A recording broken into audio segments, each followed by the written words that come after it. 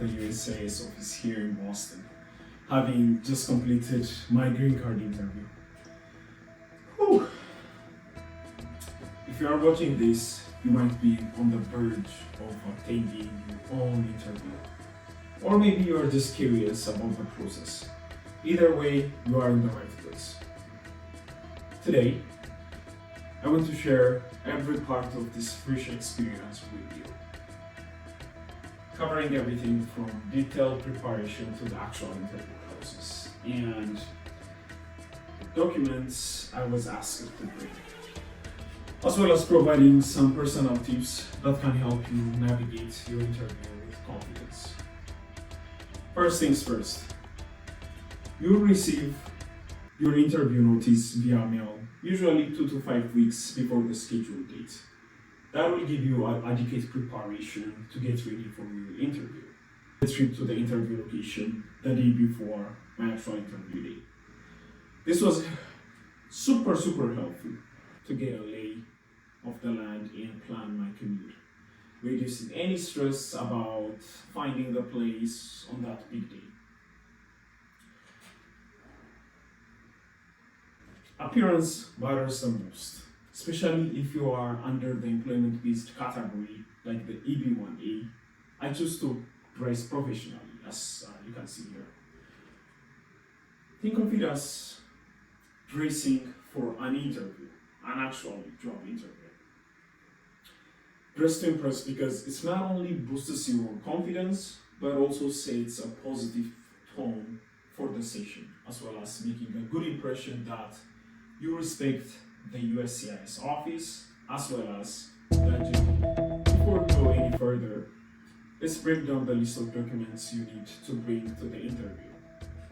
This is crucial because having all your paperwork in order can really smoothen the way. Getting your documents in order is a key part of your preparation for the green card interview. Here is the updated list of what I packed, ensuring I had everything the USCIS might ask for. The first one, identification, which includes passport copies, birth certificate with copies, and Form I-94 with any associated travel documents. Educational documents, copies of your I-20, including CPT and OPT or optional practical training authorizations, showing your student status and work permissions in the US. Educational and professional credentials, degrees such as MD with transcripts, license, and work experience, also including my Master's in Public Health and Master's in Business Administration with respective transcripts and graduate certificates that I've obtained as well. Legal and immigration forms. I-797 documents, including your interview notice, EB1A approval, or any employment-based category approval, including the adjustment of status, file, and travel parole. Employment records. I-9089 form, or commonly known as PERM form for the US Department of Labor, employment verification letters, and previous pay stubs. It's usually recommended to take 3 to 4 months of pay stubs. Language and recommendation documents. IELTS scores to demonstrate English proficiency and recommendation letters from colleagues or industry leaders if you are in the employment-based category. Financial and tax documents. Make sure to have all relevant tax documents, including the IRS tax transcripts, your tax return, along with W-2, 1099 forms, and so on. Any tax-related documents should be taken. Additional items. Make sure to have your resume, employment authorization document, or commonly known as EADs, and any returned EADs, along with a copy of your social security card. If you are attending your green card interview as a married individual with children, you will need to bring additional documents for each family member involved in the process of education or changing the status from whatever status that you have to green card holder. Here is the expanded list that covers everything, ensuring your whole family is prepared. Identification and travel documents, passport copies for all family members, birth certificates for each, and Form I-94 with associated travel documents for everyone. Proof of relationship, your marriage certificate and birth certificates of your children to establish the family relationship. For spouses and adult dependents, make sure to have the copies of your employment authorization cards or EADs if they are also working in the US. Sometimes having their own resumes, if relevant, might be helpful as well, especially if you are the main petitioner under the implementation.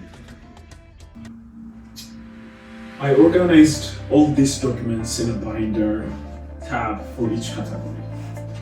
So as you can see here, these were all the documents that I've taken for the my interview. For simplification and efficiency purpose, I used tags like, or using sticky notes where I would say like I-140 reference, so that it would be easier for me to access like these different like folders, and then using these various types of color codes was also helpful. And then the other thing is, like you can see these different color tags, which are so much easier for finding a specific reference or file that you're interested in.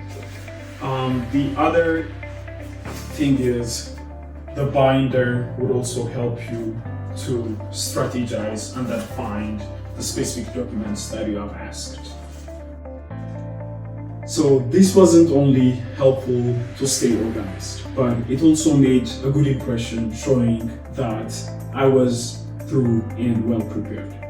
Make sure you have multiple copies of each important document you need, and you never know if you'll be asked extras. Let's rewind to the day of interview. After getting through the security check, I followed the instructions on my notice to find the specific room where my interview would take place. The atmosphere was tense but organized. Upon arrival at the designated room, I was greeted by a receptionist. I handed over my reception notice, which is basically confirmation that you have received the interview schedule. And then I was told to take a seat. Those next 30 minutes were probably some of the most nerve-wracking moments of my life.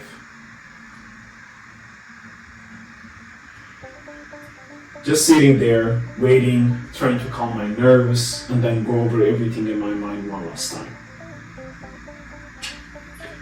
Finally, a friendly USCIS adjudicator came out of the office and then greeted me. She was very kind, and she even started with a bit of small talk about the weather. I mean, we're in Boston and we still haven't seen the summer yet. And those small talks actually helped me to ease the tension for a little bit. As soon as I entered her office, I was instructed to stand up straight and then raise my right hand, just like this one. I was so that I would be sworn in. I was being sworn in, affirming that I would tell the truth, nothing but the truth during the interview. After this formal part, I was invited to sit down, and then I politely asked if I could take out my documents and arrange them on the table. She nodded, and I began to organize my papers, making sure everything was ready and accessible for the questions that were about to come. Being prepared and organized not only helped me feel more in control, but also showed I'm sorry, I'm just like always struggling to say this word. The adjudicator that I was serious and respectful of the process. Little things like how you manage your documents can make a big impression, showing that how serious you are with your interview.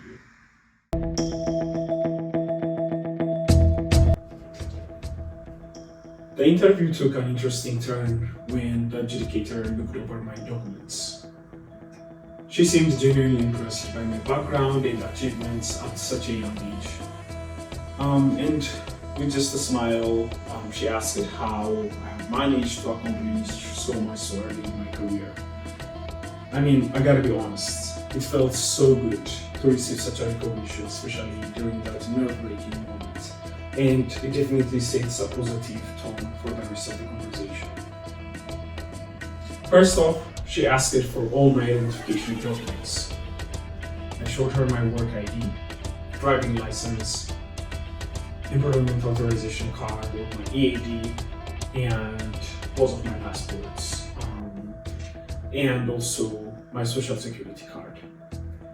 As I handed this over, she also asked me to confirm my full name, date of birth, place of birth, and date of birth as well, which I followed by showing her my original as well as a copy of birth certificate. Next, she inquired about my marital status and any previous names that I've used. We then shifted to my educational background, about what degrees I hold and from which institutions. So I'm a medical doctor by training, and then have a dual master's in public health and master's in business administration from the #1 school of public health in the world, which is the Johns Hopkins Bloomberg School of Public Health and the Johns Hopkins Carey Business School. She continued probing how my education supported my claim of extraordinary ability. I detailed being the first Ethiopian graduate from Hopkins with dual master's program, and how my work got me exclusive access to the White House Eisenhower building where the US President's top health advisors are sitting. I also told her my breakthrough research projects as a physician scientist and how my academic achievements have contributed to advancements in my field. In discussing my professional achievements, the questions were targeted, such as, can you describe the most significant awards or recognition you have received? And what are some of the major publications or presentations you have made? The discussion also touched on the criteria and reception of these recognitions by my peers and other professors as well. My employment history was equally crucial.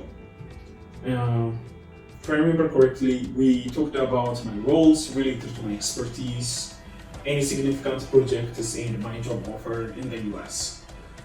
So I also handed over my job offer and make sure to have like the latest job offer as well as at least 3 to 4 months of latest pay stub. And make sure to mention it how it's also related to your extraordinary abilities or exceptional abilities, especially for those in the EB1 and EB2 track. I also showed my tax transcript with W2, and she made sure that there is no discrepancy and I have not worked without authorization. I'm going to discuss it on a separate video how the USCIS knows whether you worked with or without authorization. An intriguing part of the interview involved my extensive travel history. So she meticulously went through my visas page by page or my previous passports, noting visits to countries like Sudan and Serbia. So there were questions about my connections to any government entities there, especially when it comes to Sudan. So I clarified that my visits were purely for academic purpose as a visiting professor of global health, showing her the relevant credentials. Despite the depth and intensity of the questions, the friendly demeanor of the adjudicator made the entire experience as pleasant as possible, and then more of a dialogue than a cross-examination. But be careful. At the back of my mind, I was always having that I was being cross-examined, and I was trying to be vigilant and tell the truth, nothing but the truth at all times. It also was a testament to how preparedness and honesty can ease the process in such significant scenarios. Just when I thought everything was going smoothly, the interview took a drastic turn, one that nearly jeopardized my entire application. Let's rewind a little bit to give you a full picture. So, I was a double beneficiary of both a temporary protected status or TPS and F1 visa. During my TPS application, I made what seems like a small error at that time. So I listed only one country under a specific case section. This seemingly minor oversight raised a significant red scrutiny flag. In immigration process, such omissions can be interpreted as withholding information or even misrepresentation, which are serious offenses. There I was sitting across the adjudicator, heart racing, as she pointed out the discrepancy. It was a moment of truth. I quickly explained that it was an honest mistake caused by the lack of space on the form.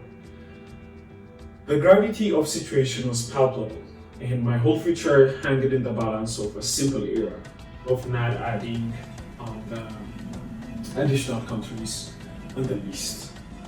Fortunately, the adjudicator was understanding. She explained that in such cases, I should have used the additional information section at the bottom of the form to clarify any omissions it was critical lesson so that such nuances of immigration paperwork should be handled diligently. I was incredibly lucky to have an adjudicator who took the time to understand my situation rather than jumping to conclusions. That moment taught me the importance of meticulous attention to detail in every single aspect of immigration process. If you are not confident on doing it by yourself, hire an immigration attorney so that after navigating through some tough questioning about my application details, the conversation shifted towards legal compliance and admissibility. A standard but critical part of the I-140/85 form is the grounds of inadmissibility as well as whether you have committed any sort of crimes or not. These were mostly straightforward yes or no questions, but their implications were huge. The adjudicator asked questions such as, have you ever been denied a visa to enter to the US, followed by inquiries about any legal or criminal issues that could impact my application, including unauthorized work. And then she asked me, can you detail your travel history over the past 5 years, which I mentioned earlier, and then these questions felt intense, as they require more factual answers, but also context could affect the outcome of the interview. Next, we moved on to discuss my future contributions. So this is where I felt more comfortable and enthusiastic about. So I explained how the CRISPR-Cas9 and other biotechnologies are set to revolutionize the treatment of cancer and genetic diseases. I was asked what projects do I plan to undertake and how I see my work impacting the field of the broader community, especially within the US.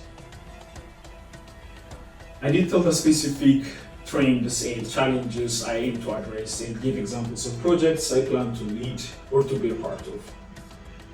This part of the interview was more than just answering the questions, and it was about showcasing your passion as well as the vision for the future, which is also detrimental because it's an employment-based category.